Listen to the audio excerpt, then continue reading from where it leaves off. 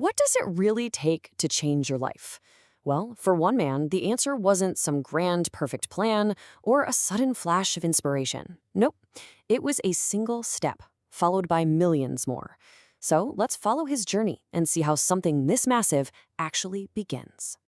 Okay, first, let's just try to get our heads around the scale here. We are talking about a 1,500-kilometer walk.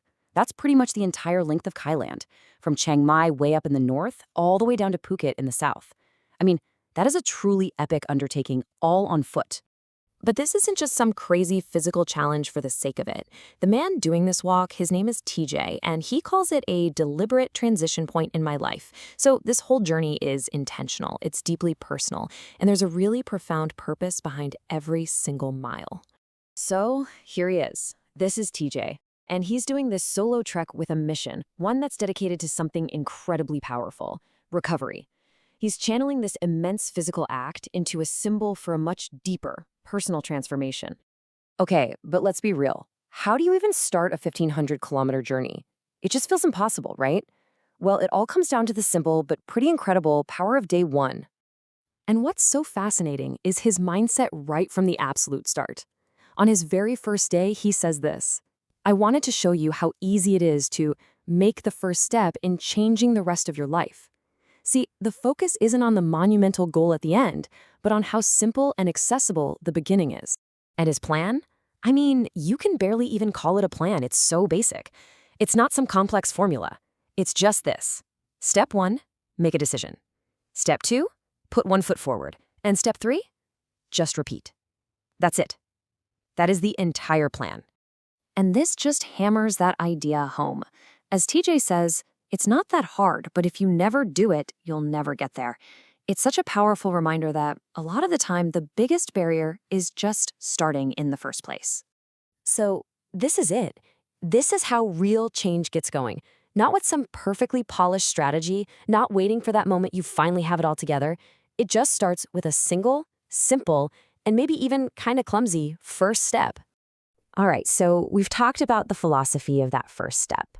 Now let's get into the nitty-gritty, the daily reality of the journey itself, the mountains and the miles.